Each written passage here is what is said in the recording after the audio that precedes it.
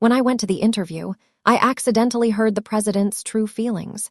This is definitely the female lead. She's really smart. She looks like someone who can work hard with me. With my guidance, she can definitely become the best. The president stared at me. His eyes were like he was going to marry me right away, but I'm just a supporting role. The female lead is Samantha. On the day of the interview, Samantha didn't dress up specially. She just wore her usual clothes to the company, Emily. This is an interview for the assistant to the president of the Johnson Group. You're dressed so plainly. You'll be completely lost in the crowd. Samantha didn't take it to heart. She reassured Aunt Lucy, "This job looks good, but it's not what I want to do. I still want to go to the Northwest to teach. Teaching is what I want to do most in my life." Aunt Lucy was also a teacher. She was very supportive of Samantha's aspirations. However, the good position of assistant to the president of the Johnson Group, Aunt Lucy still couldn't bring herself to give up. She helped me sort out my clothes, then handed me some powder to touch up my makeup. "Emily, since your sister doesn't want it, you should try harder." By then, our family will have a teacher with a huge following and a white-collar worker in a big company. Our girls will really be the envy of everyone. I nodded with a smile, agreeing with Aunt Lucy, but inside I felt a chill. Samantha was particularly good at putting on an act in my previous life. She relied on her relaxed and casual attire. Combined with the interview script prepared in advance, she was immediately selected as the assistant to the president. Later, she and the president got together. She successfully married into a wealthy family. I was not satisfied after being rejected. Not only did I want to take Samantha's job, I also tried to get close to the president, but I ended up lonely and old. It wasn't until after I died that I realized I was originally a supporting character in a popular female novel. I lived in someone else's house, but I feel like I'm something. Since I already know how the last life ended, I definitely won't make the same mistakes this time. However, in this world, the Johnson Group is really the best choice. The cleaners here all have 5 social insurances and 1 housing fund. If I can become the assistant to the president, then I can gain access to resources and connections that will be helpful to my future. In order to stand out in the interview, I carefully put on a light makeup. He also took off his dull black suit and replaced it with a low-key business suit. I inherited my good looks from my mother, who died young. She was a supermodel. So I have a good proportion of facial features. With a little makeup, I can stand out from the crowd. As we were about to enter the examination room, Samantha took my hand and whispered, "Don't worry, you'll do well." I hope Samantha's wish comes true. We each entered the room. We were divided into groups of 5. When it was my turn to enter, I immediately heard a man's voice. The hostess must be the one who is both beautiful and unique, right? I was wondering who was saying these words. The staff next to us asked us to introduce ourselves in turn. When it was the turn of the previous few people, the president didn't even lift his head. It wasn't until I spoke that I said, "My name is Emily. I graduated from Harvard University." The president suddenly lifted his head. This was the first time I had seen the legendary light of the eye. Then, the staff asked us how many basketballs could fit in a room. This strange question confused many people, but I knew she was a reincarnation from a past life. So I pretended to think about it and answered, "This is quite simple. Just deflate the basketballs. Depending on the size of the room, you can put in as many as you like." Then, that voice rang in my ears again. "This is the female lead, right? She's beautiful and smart. She'll be someone I can fight alongside in the future. Under my tutelage, she will definitely become the top woman." Could this voice be the CEO's? Hearing this, the CEO immediately stopped the interview with the others. He said to me, "You're the one, you're quick." Things went surprisingly well. The CEO even drew a check mark on my resume with satisfaction. I'm amazing. I recognized the heroine at first glance. With her help in the future, I will definitely soar to great heights. The mission is complete, but the heroine didn't seem very happy. That's only natural. In the novel, she gets to be my assistant. She should be over the moon. I'm debating whether to do what the CEO wants. He adds. The heroine is really different. She's composed and calm. After I passed the interview, Samantha unsurprisingly lost out, although she said at the beginning that she wasn't aiming for this. I still felt a little let down. She insisted on saying to me, "Emily, congratulations, you're now part of the Johnson Group. It's not easy working for a big company. You need to be careful." I don't understand why Samantha's star power didn't work, but seeing her give me a forced congratulations, I couldn't help but want to tease her a little. "Samantha, I'm going to miss you. Why don't I go talk to Mr. Johnson? He likes me. I can help you find a job in the group. It's better than being a teacher." Right, Samantha's mouth twitched twice. In the end, she couldn't take off her mask. She smiled and said, "Sister, forget it. No matter how big the face is. It's just a little assistant. I don't care about that. I'll go teach in a village school tomorrow. You just work here without worries." Samantha is really broad-minded. In that case, I won't say anything more. The job of an assistant is completely different from what I expected. I don't know if the CEO deliberately arranged it or what. My daily task is to sit opposite the CEO, stare at him. Therefore, I can hear his innermost thoughts almost all day. What does the heroine like? He is not sure. I'll check online. Only money can make girls feel secure. You are doing well there. I have a lot of money. The heroine seems to be a bit cold towards me. Is there something I'm doing wrong? But this is good. Not being tied down by emotions to become a true heroine. I couldn't bear to hear anymore. The day after I went to work, Aunt Lucy rushed to see me. "Emily, something terrible has happened. Your sister is in trouble. Aunt Lucy, don't worry." What's going on? Samantha may act like a diva, but she's never done anything to hurt me. We grew up together. I still care about her. Your sister went to teach in a remote village. But a man in the village wouldn't let her go. He insisted on marrying her. Calling the police was useless. Can you please help? This situation had never happened before. So when Aunt Lucy mentioned it, I was stunned. Although Samantha and I didn't get along, I had spent many years with her, and Aunt Lucy had looked after me. I would not abandon Samantha. I immediately went upstairs to find Mr. Johnson. I told him, "Mr. Johnson, I need to take some time off." Mr. Johnson immediately had questions in his mind. Was she not feeling well? Or had something happened? Before he could say anything, I preempted him. "My sister has gone to teach in a remote village and got stuck there. I have to go save her. This is a good opportunity. If I can help the heroine, it will definitely improve her impression of me." Mr. Johnson said without hesitation. "Let me help you. You are a girl. It is not safe for you to go there alone." Of course I didn't refuse, because I wanted to use Mr. Johnson to get Samantha back. I asked the police for help, but their power is limited. We had to consider not only Samantha. Mr. Johnson could mobilize all resources without having to worry about local forces. The possibility of rescuing Samantha was higher. Half an hour later, Mr. Johnson had assembled the team in order to get to Fuxian Village as soon as possible. He selected a few people with good skills and took me and Aunt Lucy with him. We set off in a helicopter. The village wasn't far from us, but it was deep in the mountains.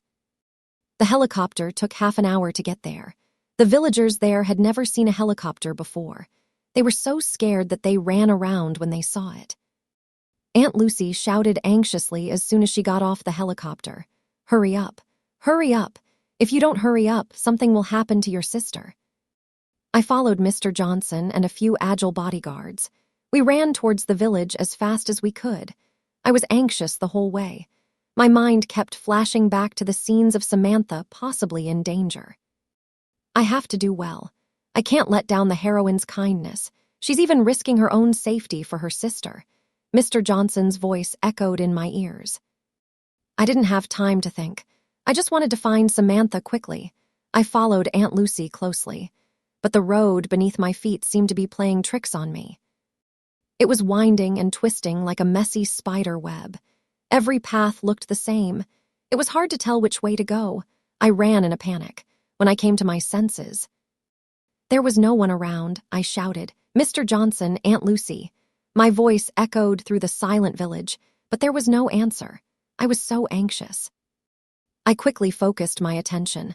I tried to hear what Mr. Johnson was thinking, but my mind was quiet. I couldn't hear anything. I quickly take out my mobile phone. The screen displays the disappointing signal off sign. It's as if it's telling me, I'm cut off from the outside world. I stand at a fork in the road. My heart is full of confusion. I don't know which way to go. Suddenly, a familiar, piercing cry for help reaches my ears.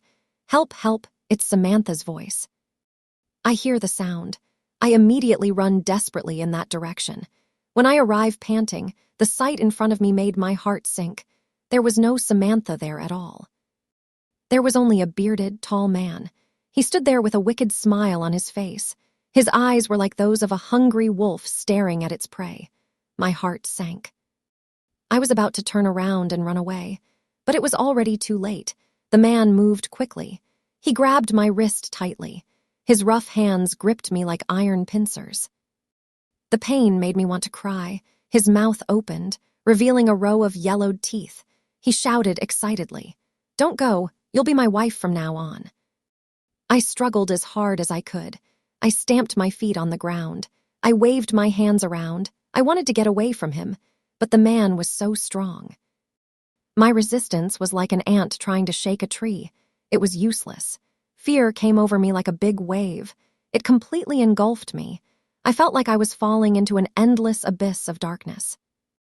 There was no one around. Just then, a familiar voice suddenly rang in my head. The woman is in danger. It was Mr. Johnson. Then I heard him running quickly. And his anxious shouting, "Emily, where are you?" That voice was like a ray of light in the darkness, giving me a glimmer of hope. The man obviously heard it too. A hint of panic appeared on his face. He dragged me deeper into the dark alley. I was desperate. I shouted for help. But the man didn't let go. He suddenly raised his leg and kicked me hard, right in the chest. The blow felt like it had shaken my insides. I couldn't speak. As soon as I opened my mouth, my chest hurt like a million needles were stabbing me. Mr. Johnson's voice grew smaller and smaller. It was as if I was being slowly pulled towards the bottomless pit by an invisible deep-sea monster. The darkness around me grew thicker and thicker. I felt utterly desperate. I thought to myself that perhaps no one would ever find me. Tears flowed down my face involuntarily. Fear and helplessness intertwined. They spread uncontrollably. I don't know how long it lasted. Just when I was about to lose hope, suddenly, a strong gust of wind swooped up from behind.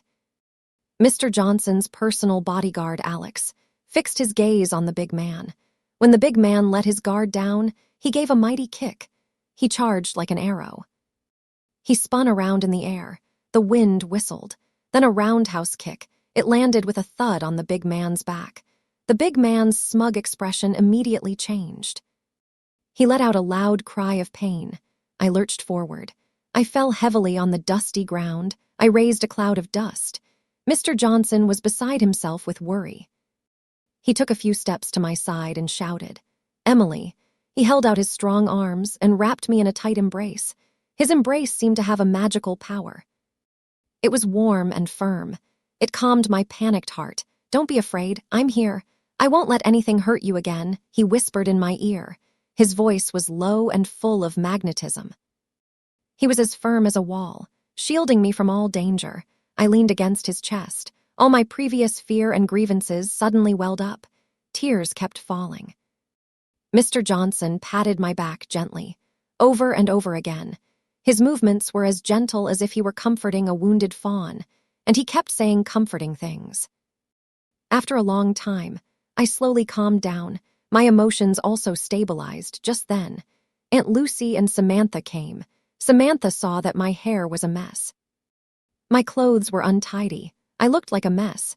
His mouth curled up slightly, with a slightly smirking expression. He said in a strange tone, "Emily, what happened to you? Did you get bullied by this man? Don't worry, I'm quite familiar with the village chief here. If you've lost your virginity, I'll let him be the judge. Tell this man to marry you. That's enough." Mr. Johnson's eyes immediately became as sharp as an eagle's. He shouted before I could. His voice was full of anger and resentment. marrying the victim to the abuser. Is that the best solution you can think of? His chest kept rising and falling. He was obviously annoyed by Samantha's words. Mr. Johnson was also full of contempt. How could there be such a pretentious girl? This can't be that evil supporting actress. I have to warn Emily to stay away from her. Samantha realized that her plan had not worked. Instead, Mr. Johnson had become even more disgusted with her. Samantha immediately switched tactics. She rolled her eyes. Her face immediately showed signs of distress. Her eyes were red. Her voice was also tinged with tears. Mr. Johnson, I didn't mean it like that. Emily is family. I definitely care more about her safety than you do. And this whole thing started because of me. I have to take responsibility for her. That's enough. Stop talking. You're being too pushy. Since you're fine, go back home. If you can't protect yourself, don't put yourself in dangerous situations. Samantha is the woman of the house. Ever since she was little, no one has ever spoken to her in such a harsh manner. No one has been able to see through her pretense, but she still managed to maintain her dignity. She smiled at me and said, "Emily, Mr. Johnson has taken such good care of you. You must work hard in the future to repay him." Samantha remained as she had been, seemingly impervious, but I didn't like it when I came to my senses. I immediately called the man back. She questioned, "Why did you just say I should be your wife?" Samantha was a little flustered. "Emily, don't push me like that. They are from the mountains. It is normal that they don't know the rules very well. He just thought you were so beautiful. That's why he did that. You weren't really hurt. Don't take it too seriously. Don't make Mr. Johnson feel bad." I ignored her words. I walked straight up to her, suddenly ripped her clothes off. Her skin was white. It was exposed in an instant. Samantha suddenly yelled, "What are you doing?" Except for that man. Mr. Johnson and everyone he brought with him immediately turned their heads away. I imitated Samantha's tone of voice and said, "Samantha, what's wrong? Are you hurt? Don't worry about it." Mr. Johnson thought again. Oh dear. The heroine is the heroine. She doesn't fall for the moral blackmail, but the supporting actress is so obvious. I have to stand up for the heroine. This is a good opportunity for me to improve my popularity. But I didn't give Mr. Johnson a chance to speak. I directly confronted the man. "What you are doing now is attempted rape. I will call the police right away.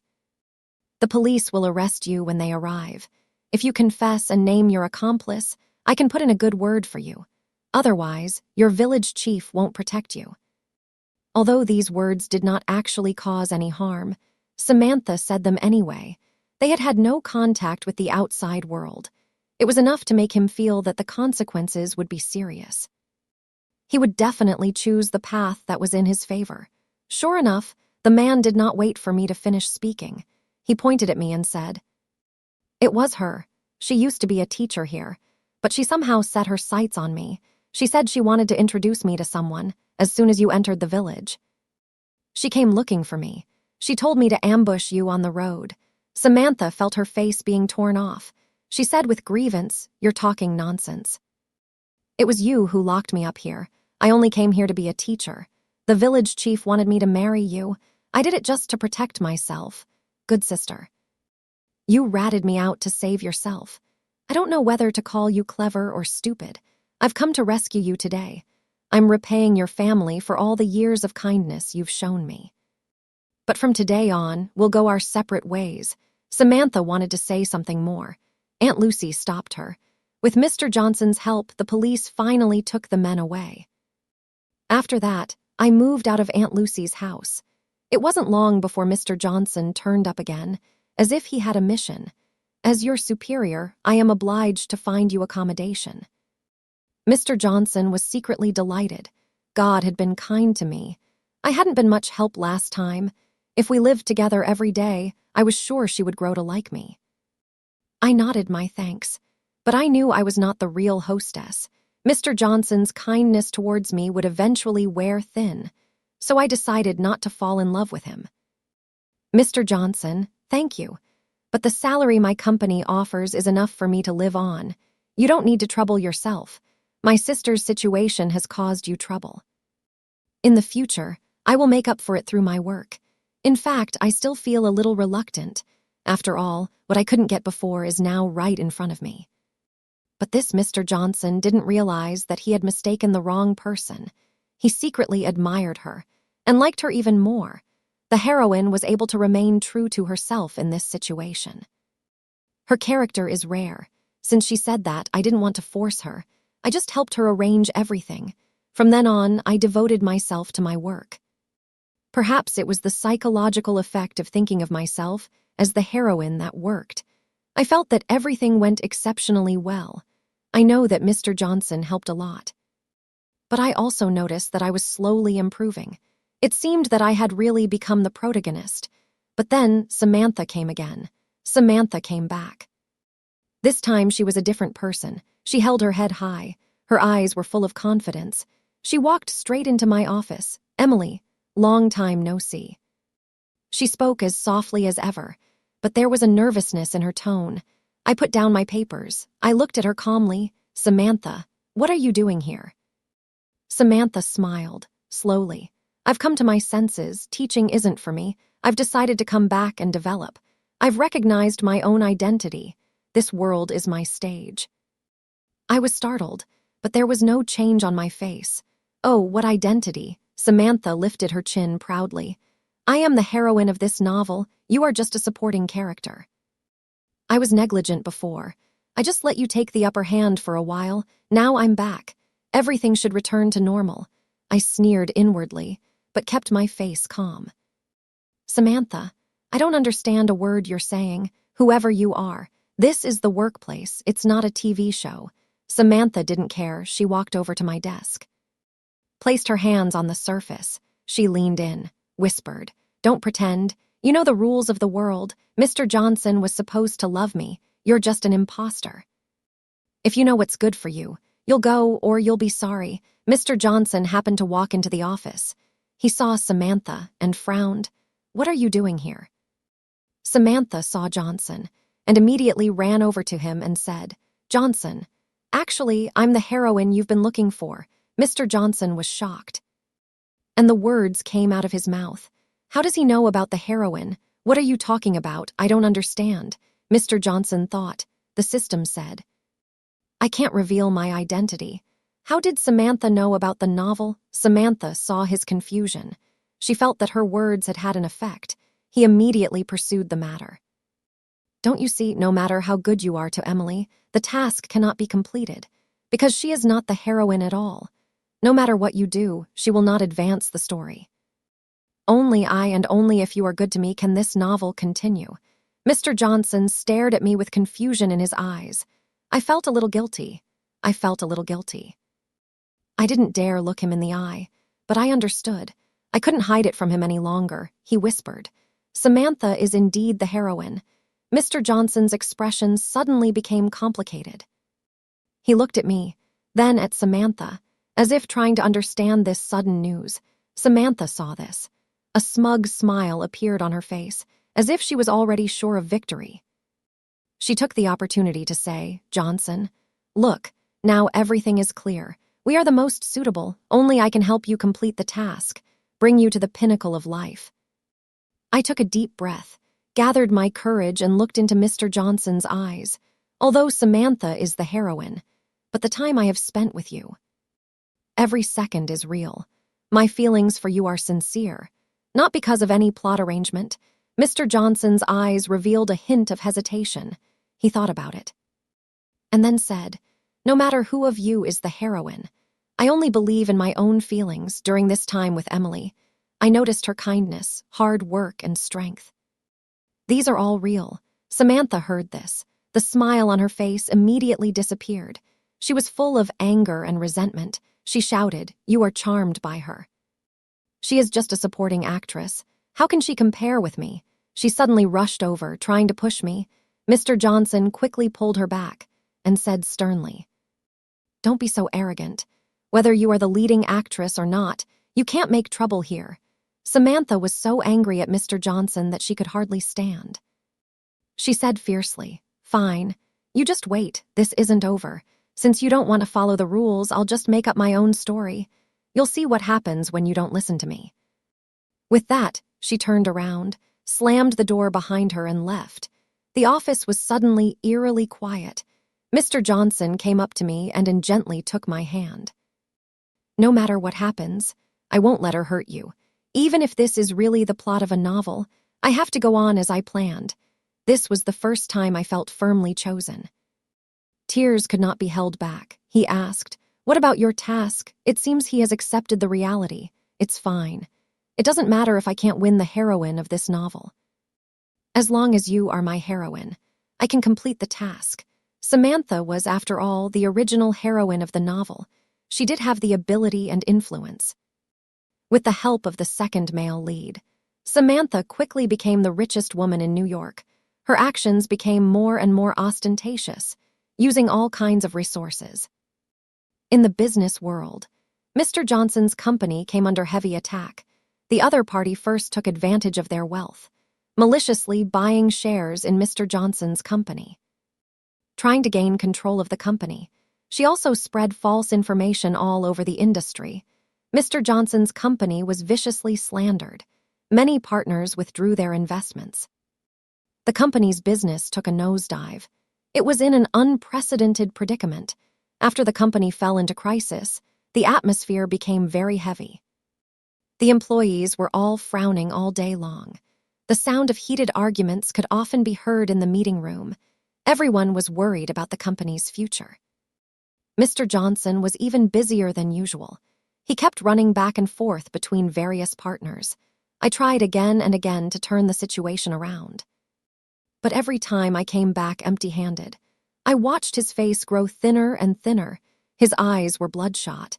It felt like a million needles were stabbing me. It hurt so much. In order to save the company and to stand up to Samantha, I relied on the contacts and business experience I had built up at the company, and went around, contacting customers who had wanted to cooperate but had been scared off by the rumors. The attitude of the people I spoke to was cold.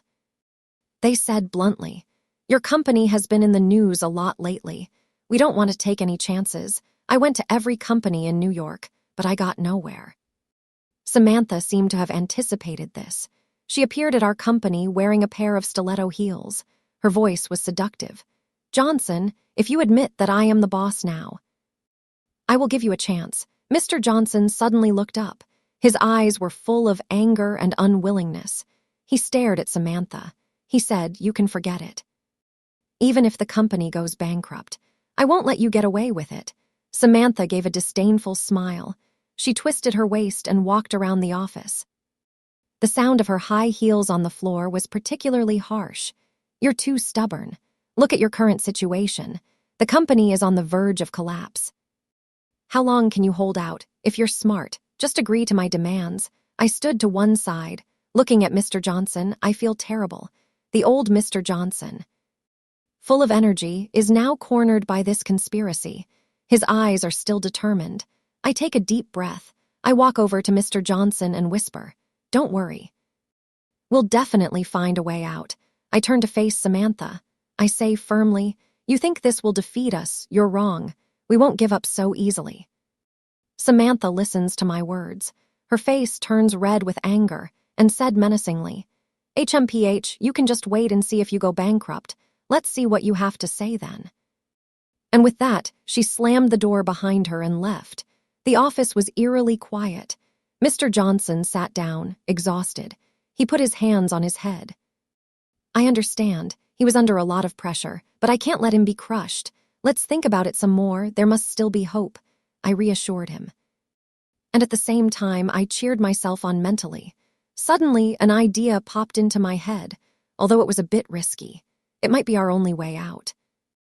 I looked at Mr. Johnson and said seriously, "I have an idea. It might change the situation, but I need your help." Mr. Johnson looked up, and a glimmer of hope flashed in his eyes. "What's the idea? You name it. As long as it can save the company, I'll support it." 3 days later, Mr. Johnson asked Samantha to meet him alone. As soon as Samantha appeared, Mr. Johnson immediately approached. "Samantha, I know I was wrong. I really know I was wrong. Please let me go. Emily is not the protagonist after all. She can't make my life better. Instead, she dragged me down in the end. I have to rely on you to save me. Samantha gently hooked his chin and said, "You are quite sensible. After all, you are my official partner. Of course I won't abandon you." Mr. Johnson's mouth slightly raised, revealing a faint wry smile. He gently took Samantha's hand and said tenderly, "Samantha, I guessed you wouldn't abandon me as long as you're willing to help me. I can give you some of the company's shares. We can manage the company together in the future." Samantha's eyes revealed a little smug look and said with a gentle pat on Mr. Johnson's hand, "You're quite understanding. But just having shares isn't enough. You have to listen to me." Mr. Johnson hurriedly nodded, already calculating the next step. They were sitting in a cafe. Mr. Johnson looked at her. His eyes were full of respect. "Samantha, I did what you said. I took care of Emily. She's no threat now," Samantha said coldly. "HMPH, she's not even a big wave.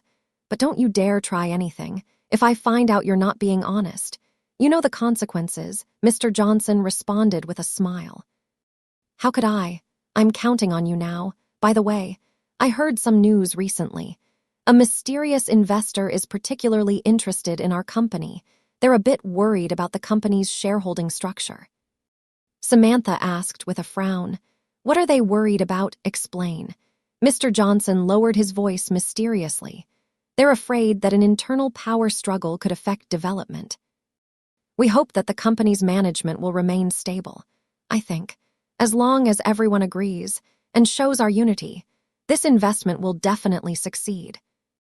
By then, and we won't have to worry about any more company crises." Samantha thought for a moment. A greedy look flashed in her eyes. "Is this investor reliable? If we can successfully attract this investment, we can consider working with you." With Samantha's help, Mr. Johnson's company successfully weathered the crisis. Not only did the company not collapse, it grew bigger and bigger. When Mr. Johnson came to see me, he had a childlike look of excitement on his face. "Emily, we made it. The company is saved." "What's next?" I said with a wry smile. "This is pretty good. I want to go study abroad. Please send me abroad." Mr. Johnson felt a little strange. He couldn't help thinking, Emily is not going to leave me, is she? Sure enough, his hunch was right. Samantha easily helped him solve the problem. At that moment, I understood. I was not meant to be the heroine of a novel. I don't have any adventurous solutions, and I don't have any better ideas. As long as he asked Samantha for help, Samantha could help him with everything, but I still couldn't bear to tell him the truth directly. I just said, "No, I just want to go out and improve myself. There is still a gap between me and Samantha. I don't want to be a burden to you. Instead, I hope to be a help to you." Mr. Johnson really is the hero of the novel. He didn't restrict me with emotions. Instead, he encouraged me. "Emily, as long as you are willing, I will fully support you. Whether you are the heroine of the novel or not, you are the heroine of my life. I will wait for you to come back." 5 years passed quickly. By then, I had already started a company. When Mr. Johnson picked me up at the airport, he was full of pride. He said, "Emily, welcome back. I have a long-term project I want to work on with you. I don't know if you're interested." I smiled and shook his hand, saying, "I'd be happy to work with you, Mr. Johnson."